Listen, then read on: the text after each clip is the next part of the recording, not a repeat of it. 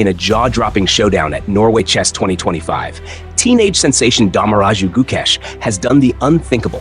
He outplayed the world number one, Magnus Carlsen. Whether you're a passionate chess lover, a competitive player, or someone learning the ropes, this game is pure gold.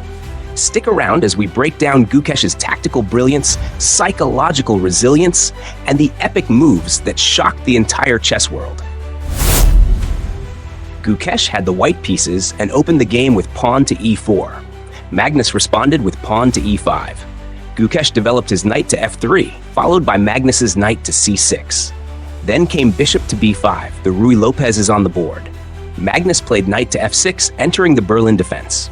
Gukesh responded with pawn to d3, and Magnus continued with bishop to c5. After pawn to c3 from Gukesh, Magnus castled kingside. Gukesh followed with kingside castling as well. Magnus played pawn to d6, and Gukesh responded with pawn to h3. Next came pawn to a6 by Magnus, and Gukesh retreated his bishop to a4. Then pawn to h6 by Magnus. Gukesh placed his rook on e1. Magnus pushed pawn to b5, forcing Gukesh's bishop to c2. In this position, rook to e8 or bishop to b7 are more commonly played, and Magnus himself had opted for rook to e8 against Hikaru Nakamura in the World Blitz Championship. But here, he surprised everyone with bishop to b6, a rare choice. Gukesh continued development with knight from b1 to d2. Magnus played knight to e7, preparing to push his c-pawn. Gukesh began a flank attack with pawn to a4. Magnus brought his rook to b8, but Gukesh struck in the center with pawn to d4. Magnus responded with knight to g6. Gukesh maneuvered his knight to f1, and Magnus pushed pawn to c5, challenging the center. Gukesh played knight to g3. After pawn captures on d4, Gukesh recaptured with the c-pawn. Magnus then captured on a4, taking away from the center, and Gukesh replied by capturing the pawn with his bishop. Magnus continued with bishop to b7. Gukesh pushed pawn to d5 to restrict Magnus's light-squared bishop. Magnus reacted with pawn to a5.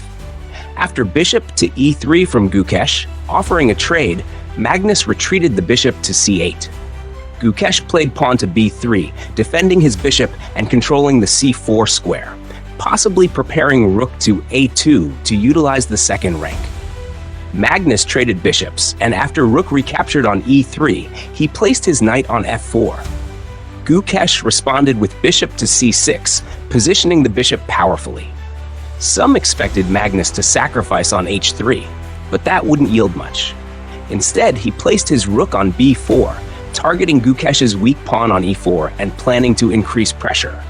Gukesh defended it with queen to c2, though knight to d2 might have been slightly better. Magnus played pawn to g6. Gukesh responded with king to h1. Magnus followed with bishop to a6. Now, if Gukesh loses control of the d3 square, bishop to d3 would become a major threat. Gukesh played queen to a2, allowing bishop to d3. He then brought in knight to d2 to reinforce defense.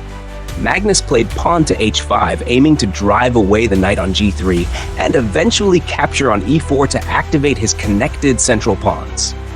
Gukesh captured on a5. Magnus recaptured with the queen. A queen trade followed, with rook taking on a5. Magnus pushed pawn to h4. Gukesh responded with rook to a4, seemingly letting Magnus win the g3 knight.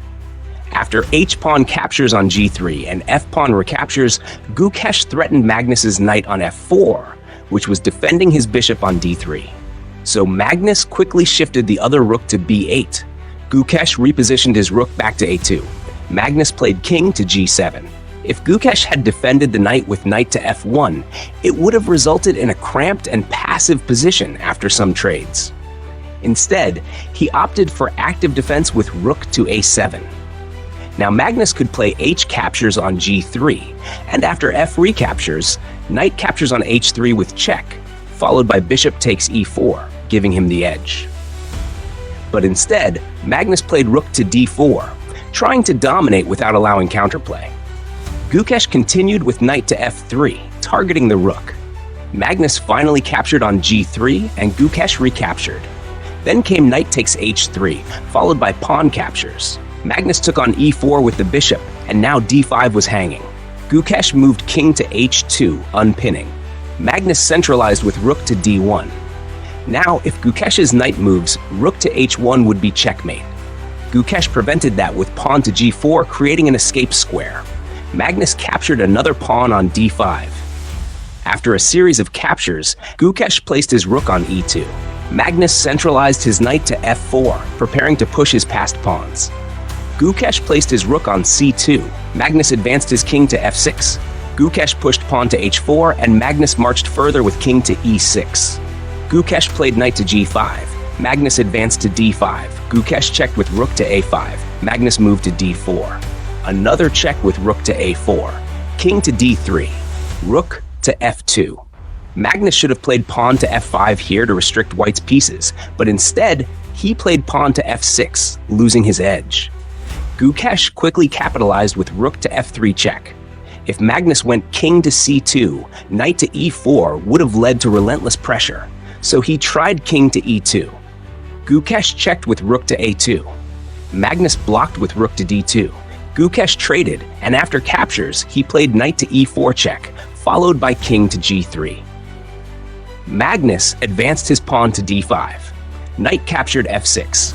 Then rook to f8, rook to f2 check, king to e1. Gukesh placed his knight on d7, attacking rook and the e5 pawn. Magnus should have played rook to e8, but with only 2 seconds left, he blundered with knight to e2 check, sacrificing the knight to push his passed pawn. But Gukesh was winning now. He captured the knight with the rook. After king recaptured, Gukesh captured on f8. Magnus advanced with d4. Gukesh replied knight to e6, then pawn to d3, knight to c5. If Magnus played d2, knight to e4, followed by knight to c3, check would have won the game. Magnus instead played king to e3, trying to block e4 square, but now there was only one winning move, knight to a4. Gukesh found it, planning to reach c3. Magnus pushed pawn to e4. Gukesh pushed h5, preparing a passed pawn. After trades on h5, Magnus played king to d2. He hoped to advance the e-pawn, aiming for complications even with queens on board. But Gukesh continued with knight to b2. After pawn to e3, knight to c4 check. If Magnus went king to c3 and pushed a queen, Gukesh would have had perfect counterplay with h6 and knight forks. So Magnus tried king to e2, aiming to support the d-pawn, but Gukesh finished beautifully, king to f4. And with that, Magnus resigned on move 62. If you enjoyed watching Gukesh take down Magnus in style, don't forget to like, share, and subscribe for more epic chess battles, Grandmaster traps, and game-winning tactics.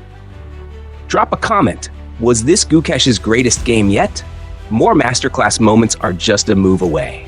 Stay sharp and keep playing smart.